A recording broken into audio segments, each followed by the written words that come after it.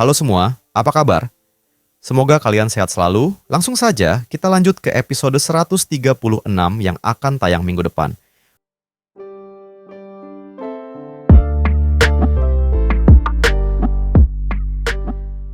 Kelompok Xiaoyan terperangah mendengar pernyataan Zian. Mereka mengikuti arah pandangannya dan menatap ke tempat yang ia maksud.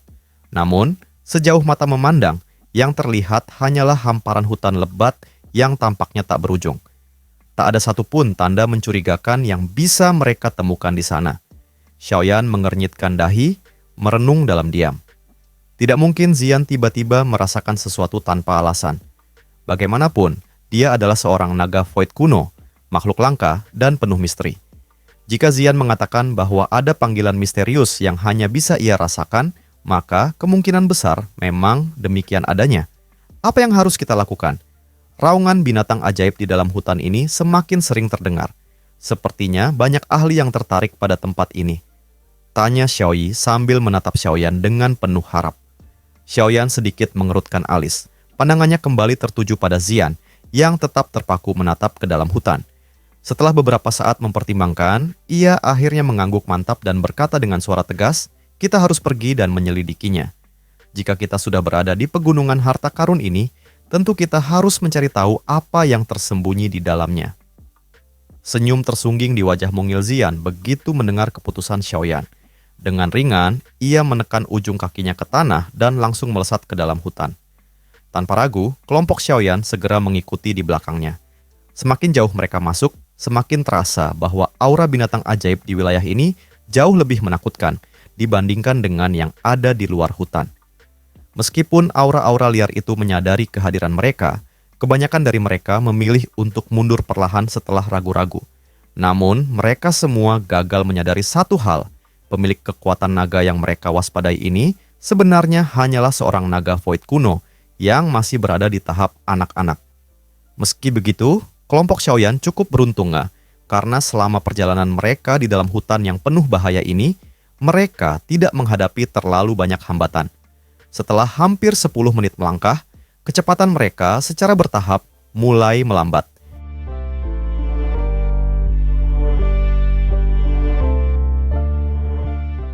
Aura di sekitar sini telah benar-benar menghilang. Saat memasuki suatu area tertentu, Xiaoyi tiba-tiba merasakan sesuatu yang tidak biasa dan berbisik pelan. Xiaoyan mengerutkan kening setelah mendengar ucapan itu. Dia pun segera mencoba merasakan sekelilingnya. Benar saja, aura mengintimidasi yang sebelumnya begitu jelas kini telah benar-benar lenyap. Apa yang sebenarnya terjadi? Tianhuo Zunze juga tampak tidak tenang. Ekspresi waspada tergambar di wajahnya. Di tempat berbahaya seperti ini, satu kesalahan kecil saja bisa membuat seseorang kehilangan nyawa dan hanya menjadi bagian dari tanah yang subur. Tak perlu khawatir. Kita sudah berada di inti dari hutan kuno ini, jawab Zian dengan suara lembut. Tatapannya tertuju ke kejauhan, ke sebuah area datar yang diselimuti hamparan rumput hijau yang subur. Namun, tidak ada hal aneh yang terlihat di sana. Zian perlahan turun dari dahan pohon, melangkah maju sejauh belasan langkah, lalu berhenti. Dengan tangan kecilnya, dia mengulurkan jari ke udara, tepat setengah kaki di atas tanah.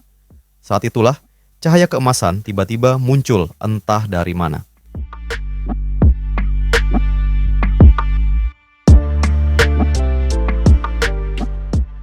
Kelompok Xiaoyan terkejut melihat cahaya emas itu. Mereka menyaksikan dengan seksama saat cahaya tersebut berubah membentuk semacam kubah terbalik dengan diameter lebih dari 100 kaki. Ini adalah penghalang spiritual binatang. Hanya binatang ajaib dengan kekuatan luar biasa saat masih hidup yang mampu menciptakan penghalang semacam ini, dan itu hanya bisa dilakukan ketika mereka berada di ambang kematian. Zian menjelaskan sambil menyentuh permukaan cahaya emas tersebut. Ada yang tidak beres. Penghalang ini mengandung jejak aura naga void kuno, tetapi juga ada sedikit aroma Phoenix Iblis Surga. Namun, aroma ini jauh lebih murni dibandingkan dengan yang dimiliki suku Phoenix Iblis Surga saat ini. Zian menggigit ujung jarinya, membuat setetes darah berwarna emas kekuningan muncul. Dengan gerakan lembut, ia menempelkan jarinya ke penghalang spiritual dan mulai menggambar simbol dengan darahnya. Begitu tanda darah itu tergambar, titik yang disentuhnya langsung bergetar. Riak cahaya keemasan mulai menyebar, muncul retakan bercahaya yang terus membesar. Zian melambaikan tangannya dan melangkah ke dalam, diikuti oleh kelompok Xiaoyan.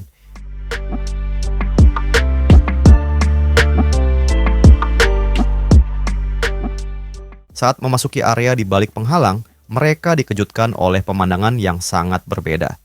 Hutan hijau yang rimbun lenyap begitu saja digantikan oleh dataran tandus luas. Ketika mereka menatap lebih jauh ke depan, sebuah altar batu kuno setinggi ribuan kaki berdiri megah di tengah-tengah dataran tersebut. Dari altar itu, terpancar aura tekanan luar biasa. Kelompok Xiaoyan saling bertatapan, membaca keterkejutan dalam mata satu sama lain. Aura tekanan luar biasa menyelimuti tempat ini, membuat mereka merasakan ketegangan yang belum pernah mereka alami sebelumnya. Seberapa dahsyat kekuatan pemilik tekanan ini. Begitu memasuki area tersebut, Zian langsung tertarik pada altar batu besar di tengah. Dengan ringan, ia mendorong tanah menggunakan ujung kakinya dan melesat ke atas altar, seolah tekanan di tempat ini bukanlah apa-apa baginya. Melihat tindakan Zian, kelompok Xiaoyan segera mengikuti dari belakang, mendarat di atas altar yang dipenuhi dengan aura kuno yang menyeret mereka ke dalam pusaran waktu berbeda. Di hadapan mereka, tangga batu hijau menjulur ke atas, seolah mengarah langsung ke langit. Zian menatap ujung tangga tersebut dengan mata membeku. Ia bisa merasakan panggilan yang begitu kuat dari atas sana. Dengan satu hentakan kaki, tubuhnya berubah menjadi cahaya dan melesat menaiki tangga. Dalam sekejap, ia telah berada di puncak altar. Di puncak altar, mereka terpaku oleh pemandangan luar biasa. Sebuah panggung batu keemasan dengan semburat ungu berdiri di tengah. Pada panggung itu, sebuah pohon kecil tumbuh di dalam lekukan batu. Pohon itu tak lebih besar dari ibu jari, tetapi bentuknya berkelok seperti naga raksasa yang sedang menggeliat. Dan di puncaknya tergantung sebuah buah. Buah tersebut sebesar telapak tangan dengan warna emas bercampur ungu. Jika diperhatikan lebih dekat, corak keemasan pada permukaannya tampak menyerupai naga kuno, sementara bagian ungunya menyerupai burung phoenix yang mengepakkan sayapnya. Mereka saling berpandangan. Bahkan Xiaoyan yang memiliki wawasan luas tentang obat-obatan dan benda langka belum pernah mendengar tentang buah seperti ini. Zian menatap buah tersebut dengan ekspresi serius. Dengan suara bergetar, ia berkata, "Ini adalah buah asal naga Phoenix, legenda dalam suku naga. Dibutuhkan energi kehidupan dari naga Void kuno dan Phoenix surga kuno untuk menciptakannya. Namun bahkan setelah semua itu, peluang keberhasilannya hanya 10%. Zian berbalik dan menatap ke bawah altar. Samar-samar, ia melihat kerangka raksasa yang membentuk naga dan Phoenix saling melingkar. Kini mereka mengerti. Di tempat ini, seekor naga Void kuno dan Phoenix surga kuno telah mati bersama. Dan dari kematian mereka, lahirlah buah asal naga Phoenix. Sebuah dataran luas terbentang di bawah langit kelam. Di sekelilingnya, kerangka-kerangka raksasa saling terhubung membentuk lingkaran alami. Tulang belulang naga Void kuno dan Phoenix surgawi kuno menjulang tinggi, menciptakan suasana mistis yang mencekam. Di tengahnya, sebuah altar batu berdiri megah, seakan menjadi pusat dari misteri ini. Zian menatap tajam ke bawah, matanya dipenuhi keterkejutan saat melihat tumpukan tulang belulang yang berserakan. Xiaoyan dan kelompoknya pun menarik napas panjang, menyadari bahwa mereka berdiri di hadapan sisa-sisa pertempuran antara dua entitas mitologi terkuat yang pernah ada. Aura sakral dan menggetarkan jiwa masih terasa menyelimuti tempat ini. Di tengah keheningan, Zian mengepalkan tangan, menatap altar dengan ekspresi serius. Ia menyadari bahwa di atas altar itu terletak sesuatu yang sangat berharga, buah asal naga Phoenix. Namun, waktu tidak berpihak padanya.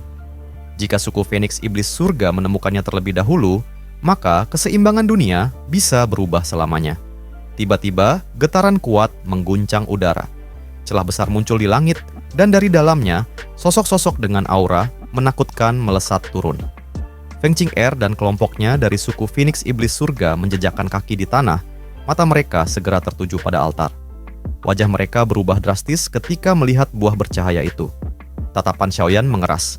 Feng Qing'er dan kelompoknya tidak akan menyerah begitu saja. Zian bergerak cepat, mencoba mengambil buah itu sebelum semuanya terlambat. Namun, seketika, serangan pertama dilepaskan. Pertempuran yang telah lama tak terhindarkan akhirnya dimulai. Mengangguk pelan setelah mendengar perintah tersebut, Xiongjan mengepalkan tinjunya yang besar dan tertawa keras. Suasana yang awalnya tegang semakin pekat saat Feng Qing'er melangkah maju, menatap dingin ke arah kelompok Xiaoyan. "Xiaoyan, segera bawa orang-orangmu pergi dari altar. Jika tidak, kalian semua akan terkubur di sini hari ini." Serunya dengan suara dalam, penuh ancaman. Namun, Xiaoyan hanya melirik sekilas dan mengabaikannya. Xiaoyan menyapu pandangannya ke kelompok lawan. Ada Lei Zunjie dari Paviliun Petir Angin, dua pemimpin suku yang ia kenal. Pemimpin suku Harimau Bumi Besar dan suku Serigala Bulan Perak. Namun, yang lebih mencengangkan adalah dua individu lainnya. Seorang pria berambut putih yang sudah ia kenal, dan seorang tetua berjubah hitam yang belum pernah ia lihat sebelumnya, tetapi jelas memiliki kekuatan yang luar biasa. 5 Douzun. Xiaoyan mengusap jarinya, menghitung kekuatan lawan, namun ia segera menghela napas lega. Dengan boneka setan langit dan 10 boneka iblis bumi yang baru diperolehnya, mereka masih bisa menghadapi 6 Douzun. Ancaman utama hanya datang dari mereka. Xiongjan tertawa terbahak-bahak sebelum mengeluarkan raungan menggema. Tubuhnya membesar hingga 10 meter, memancarkan aura buas yang menekan mereka yang berada di bawah kelas Douzun. Pria berambut putih mencibir. "Jadi kau seekor beruang naga kuno? Hanya dengan sedikit garis keturunan naga, kau berani bertindak sombong?" Tatapannya dingin saat menatap Xiongjan. Xiaoyi dan Tianhuo Zunjie melayang di udara, melepaskan energi mengerikan yang membuat ruang di sekitar bergetar. Lei Zunjie dan dua pemimpin suku melangkah maju, membanjiri tempat itu dengan tekanan dahsyat. Atmosfer pun semakin tegang. Tanpa gentar, Xiaoyan menjentikan jarinya. Sebuah boneka setan langit berwarna emas gelap muncul. Dengan satu lambaian tangan, 10 boneka iblis bumi melayang. Cahaya emas dan perak bersilangan di udara. Ekspresi kelompok Lei Zunjie berubah drastis. Mereka menyadari betapa mengerikannya boneka-boneka itu. Kini, keseimbangan kekuatan telah berubah, dan pertempuran besar pun tak terhindarkan. Di tengah altar kuno yang dikelilingi ukiran naga dan feniks, cahaya samar memancar dari sebuah benda misterius yang terletak di atasnya. Suasana dipenuhi ketegangan, udara bergetar oleh energi yang melimpah.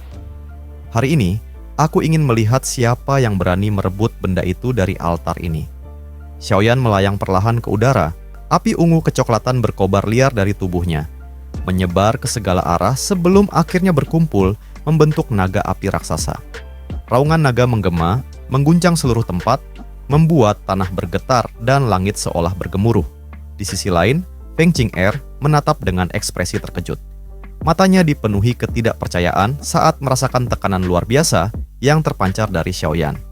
Ia menggertakkan giginya, mengingat perbedaan besar antara mereka di masa lalu. Kini, ia menyadari betapa jauhnya jarak kekuatan mereka. Di langit, 10 ahli Douzun elit muncul, melepaskan kekuatan mereka secara bersamaan. Aura dahsyat menyebar, menciptakan pemandangan luar biasa yang membuat anggota Paviliun Petir Angin tertegun. Pria berambut putih menatap tajam ke arah Xiaoyan. Ia tahu bahwa meski jumlah mereka lebih banyak, kelompok Xiaoyan bukanlah lawan yang mudah. Dengan suara berat, ia mengalihkan pandangan ke seorang lelaki tua berjubah hitam. "Penatua Huangshuan, sepertinya kali ini kami harus meminta bantuanmu." Tetua berjubah hitam Huangshuan mengangguk pelan. Sorot matanya dalam, penuh gairah tersembunyi saat menatap altar. Buah asal naga Phoenix. Sepertinya takdir benar-benar berpihak pada suku kita." Ia melangkah maju perlahan, namun dengan setiap langkahnya, tekanan energi yang luar biasa mulai terasa. Saat langkah keempatnya mendarat, kekuatannya melonjak hingga puncak Douzun bintang 5. Suara Huangshuan bergema seperti guntur, mengguncang seluruh tempat. "Anak muda, aku masih bersedia membiarkan kalian pergi dengan selamat jika kalian memilih untuk mundur sekarang." Kelompok Xiaoyan menegang. Mereka tahu perbedaan kekuatan dalam setiap bintang Douzun sangat besar. Tianhuo Zunjie menatap Xiaoyan dengan serius. "Apa langkah kita selanjutnya?" Xiaoyan menatap altar dengan sorot mata tajam. Suaranya tegas dan dingin. "Apalagi? Jika perlu, kita akan menghancurkan benda ini daripada membiarkannya jatuh ke tangan mereka. Lagi pula, hanya seorang Douzun bintang 5. Itu belum cukup untuk memaksaku mundur." Ucapan itu terbawa angin kencang, bergema di seluruh medan pertempuran. Ekspresi Huangshuan berubah dingin. Keriput di wajahnya semakin dalam, menyerupai kayu lapuk, dasar kepala batu. "Kalau begitu, tetaplah di sini." Dengan tatapan tajam, ia mengangkat tangannya ke udara. Aura mengerikan menyelimuti tempat itu. "Serang! Jangan biarkan seorang pun dari mereka selamat." Suara perintahnya bergema, memenuhi langit dengan aura membunuh yang menakutkan. Dalam sekejap, medan pertempuran berubah menjadi kekacauan yang dipenuhi energi dahsyat.